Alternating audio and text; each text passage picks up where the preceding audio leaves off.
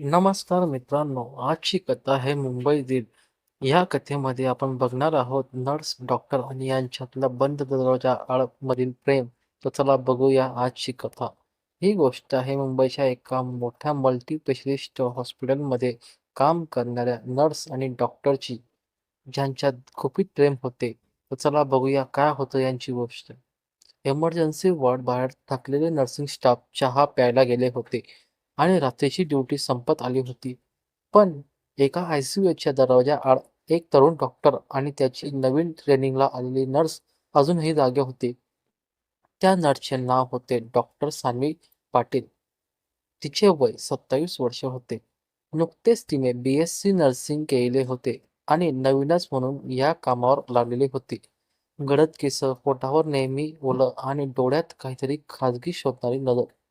आणि तिच्या समोर होता डॉक्टर ऋषभ देशमुख. त्याचे वय 32 वर्षे होते.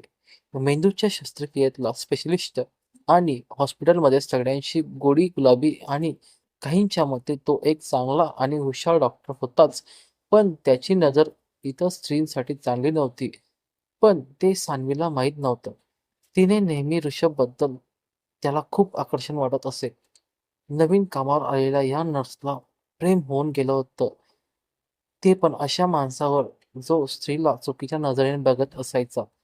नेहमी नवीन काम करणाऱ्या महिला आणि त्यांच्यासोबत कोणत्याही परिस्थितीत संबंध निर्माण करायचे त्याचे प्रयत्न असायचे. यासाठी तो कोणत्याही थराला जाऊ शकत होता. सान्वीला हे माहीत नव्हते. त्यामुळे तिला त्याची खरी परिस्थिती माहीत नव्हती. सान्वीची हॉस्पिटलमधल्या पहिल्याच दिवशी ऋषभची ओळख झाली होती. त्याच्या केस प्रेझेंटेशनमध्ये सगळ्या ज्युनियर डॉक्टरांना, नर्सला तो नेहमी लाजवायचा. पण सान्वी मात्र त्याच्या डोळ्यात डोळा घालून त्याला पाहायची. पहिल्या दिवशी ती त्याच्या कॅबिनमध्ये रिपोर्ट घेऊन गेली तेव्हा ऋषभने डायरी बंद करत विचारलं, "तुला हे रिपोर्ट समजतात का?" ती म्हणाली, "सांगाल का समजावून?" त्या एका वाक्यातच ऋषभला आणि सान्वीला झालेला हा प्रकार ऋषभला आवडला नव्हता. पण त्याच्या डोळ्यात पहिल्यांदा ती हलकीशी चुकी दिसली, ती म्हणजे तिला कमी लेखणं. त्यानंतर 2 आठवडे दोघं एकत्र आयसीयूमध्ये थांबत होते. दररोजचे पेशंट, श्वास, ECG, BP. पण मध्येच एखादा उगाच हाताचा स्पर्श, पायाला चुकून लागलेला दुसऱ्याचा बूट, नर्सिंग रूममध्ये लाईट बंद करून वॉलेट, रिपोर्टवर डोकं खाजवताना एकमेकांच्या ओठावर अचानक आदळलेला श्वास दोघांना जाणवत होता. पण सान्वींना, ऋषभला कोणीही आपापलं बोलायला तयार नव्हतं. दोघांमध्ये खूप मोठ्या प्रमाणावर शांतता निर्माण झालेली होती. तशातच दिवस येतो. 25 जुलै ची पहाट सकाळची वेळ होती. श्वास घेणारा पेशंट बरा व्हायच्या आतच गेलेला होता.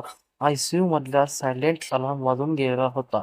दोघांना काही न बोलता शांतपणे बेडजवळ उभे होते. सान्वीने पेशंटचं डोकं नीट केलं, ब्लँकेट ओढलं आणि ऋषभकडे पाहिलं.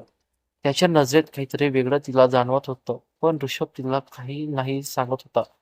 त्याच्या मनात अपराधीनाची सावट त्याला जाणवत होती. "तुला माहिती ऋषभ, मृत्यू समोर दिसला की भल्या भल्या माणसाला कुणावरच्या प्रेमाची लक्षात येतं." सान्वी हलक्या आवाजात म्हणाली. ऋषभने तिच्या केसांमध्ये हात घातला. "तुला माहिती का, आयसीयूच्या आतली दार बंद केली की आवाज बाहेर जात नाही." हे बोलून त्याने तिला तिच्या ओठावर पकडले आणि जिथेने तिथं मोठ्या प्रमाणात किस करू लागला. 1 सेकंद, 2 सेकंद आणि पुढच्या संपूर्ण आठवड्यात त्यांच्या नात्याचं दार बंद होतच. ड्युटीवरचं टेन्शन, डोक्यावर सिनियरचं प्रेशर आणि मध्येच छोट्या स्टोअर रूममध्ये चोरटे किसेस. हॉस्पिटलच्या प्रत्येक कानाकोपऱ्यात त्यांच्या श्वासाचा सुगंध फिरत राहिला होता. कधी सान्वी त्याच्या कॅबिनमध्ये रिपोर्ट टाकण्याच्या नावाखाली 10 मिनिटे थांबायची, तर कधी ऋषभ तिला ओढून घ्यायचा. ती दरवाजा लावायची तेव्हा बाहेरच्या फोनवर नर्स बेल वाजत राहायची. पण आतल्या जगात त्या क्षणी फक्त त्यांची धडधड ऐकू यायची. एका रात्रीच्या शिफ्टमध्ये पाऊस कोसळत होता. हॉस्पिटलच्या मागच्या कॅन्टीनमध्ये दोघे कॉफी प्यायला गेले होते. कोणीच नव्हतं. सान्वीने ऋषभला विचारलं, "आपण काय करतोय हे बरोबर आहे ना?" ऋषभने हसत तिला खांद्यावर डोकं ठेवायला लावलं आपण जेव्हा आत असतो तेव्हा काहीच चुकीचं नसतं असं सांगून तिने सान्वीला शांत बसवलं. त्या रात्री ती पहिल्यांदा ऋषभच्या अपार्टमेंटमध्ये गेली होती. ती त्या रात्री हॉस्पिटलपेक्षाही भारी होती, पण कितीतरी जास्त गरम होती.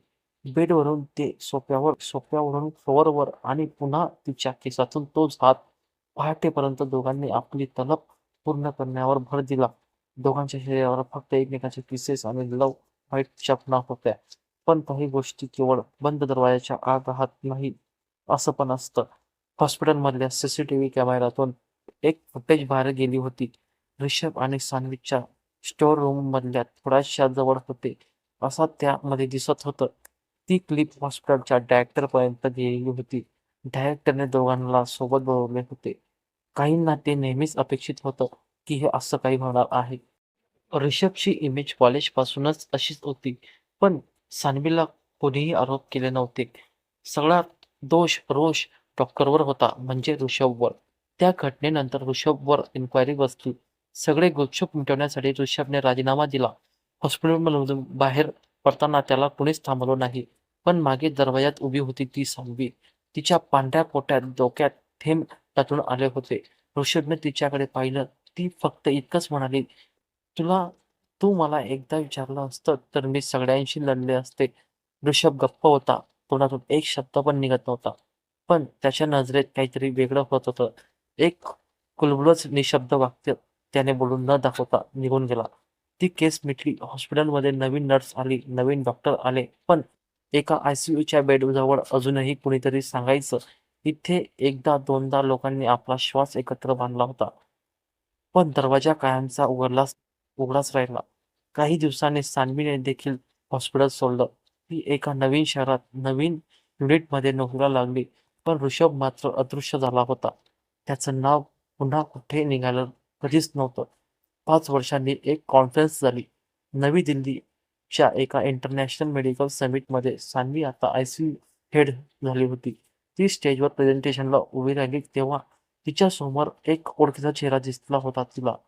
डॉक्टर ऋषभ देशमुख. मोठ्या हॉस्पिटलचा रिसर्च डायरेक्टर म्हणून त्याचे केस आता थोडे पांढरे. चेहऱ्यावर पुन्हा तोच आत्मविश्वास. प्रेझेंटेशन संपले. दोघे दोघे कॅफेटेरियात समोरासमोर बसले होते. ऋषभने एक कप कॉफी तिच्या समोर ठेवली. आता आयसीयूचं दार बंद करायचं आहे का पुन्हा ओपन करायचं आहे हे तू सांग. सान्वीने हसून केवळ डोळ्यातून होकार दिला. कॉफीचा कप थंड झाला होता, पण टेबलाखाली त्यांच्या हाताने तिचा हात घट्ट धरला होता. तुम्हाला ही गोष्ट कशी वाटली हे आम्हाला कॉमेंटमध्ये नक्की सांगा आणि आमच्या चॅनलला नक्की सबस्क्राईब करा. धन्यवाद.